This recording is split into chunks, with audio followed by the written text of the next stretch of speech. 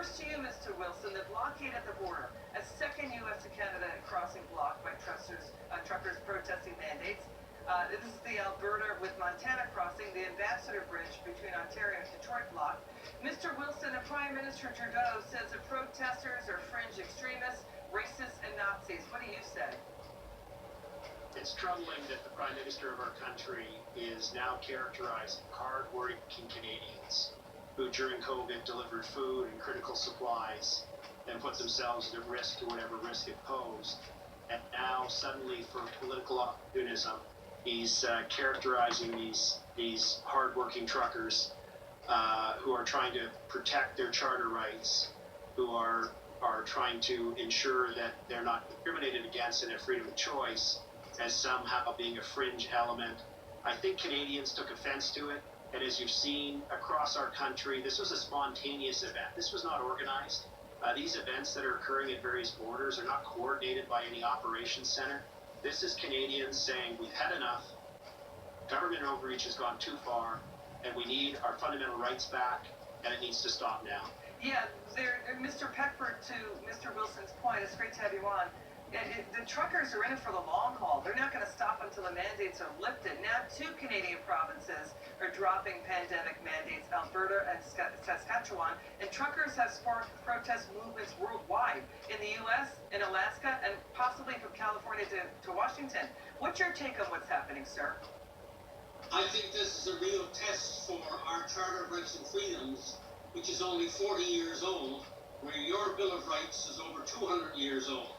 And this is the first real test of whether written individual rights and freedoms really mean something in this country. And I think citizens are beginning to realize that they have a precious, precious thing in the Constitution right now, and that's their Charter of Rights and Freedoms. And now we see manifested through the truckers and other individuals just how important they know these kinds of rights are for our democracy. So I think this is a super test, the first real test we've had about the Charter, which I helped create. Interesting what Mr. Peckford just said, Mr. Wilson. You know, the Premier of Alberta tweeting out criticism of Justin Trudeau, saying people can live safely with the COVID-19 pandemic without the need for damaging government interventions, that you can have therapeutics and vaccines and do it of your own volition, saying the worst of the Omicron surge is over. But, sir, there's also outrage. A 78-year-old man wrestled to the ground, handcuffed. He was honking his car horn in support of the freedom truckers. What do you make of this? People are really angry about these images now on our screen. Well, it could get much worse. I'm speaking to you from downtown Ottawa in the heart of the protest. And outside this hotel right now, there are several hundred police. We're looking at over 2,000 coming in tonight. And the police have indicated that they may do a raid and round everybody up and arrest them and then start trying to move the trucks away. And I hope it doesn't come to that, but I need to emphasize it. Extremely dangerous, volatile situation. We're anticipating that if the police are going to make a raid and try and arrest the thousands of truckers and their supporters who are here, that it will either happen tonight or tomorrow night. And I've said to the police, the world is watching.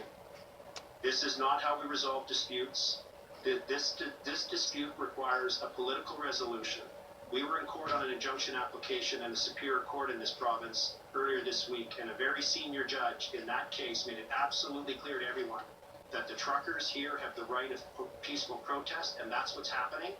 But the police and the political response so far has been to threaten to use force. Wait, hang on. Sorry, sir. So is Justin Trudeau behind that, using police force to break up the protest? By the way, it's only like 10% of the truck drivers are unvaccinated, right? So, and they're saying we don't want to have to quarantine, when we cross the border from the U.S. into Canada. And it's hurting our livelihoods. Is Justin Trudeau behind a potential pushback tonight that you say could be coming, with the police stepping in and breaking up what's going on with the trucker protests? Well, there's 2 ways he can be. One is that he holds the keys to resolve this. He's the one who caused these restrictions and breaches of charter rights. He can lift them immediately. It's an amendment to an order that can be signed by a letter of one of his ministers. So he has the ability to diffuse this and resolve it and follow the leads of other countries in Europe and elsewhere in the provinces. And it seems pretty obvious to any seasoned observers here that the Prime Minister is clearly putting pressure on the various police forces. He's been vilifying these hardworking people. He's come up and called them publicly more than once racist, misogynist, and he's also said, do we tolerate these people? Is that the language of a modern leader in a democratic country? Yeah, we hear you.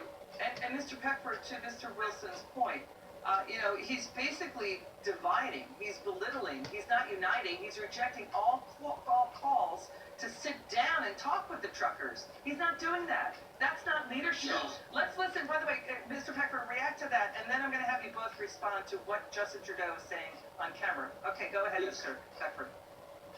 Yes, this is very, very provocative by the leader of a democratic country, as Mr. Wilson has said. And it's really ironic that it was his father with me and 8 other first ministers who crafted the Charter of Rights and Freedoms only 4 years ago, which provided for the very thing he's trying to violate now. It is a real tragic national irony, and one that I'm sure is not lost on a lot of people in both countries. We hear you, Mr. Peckford.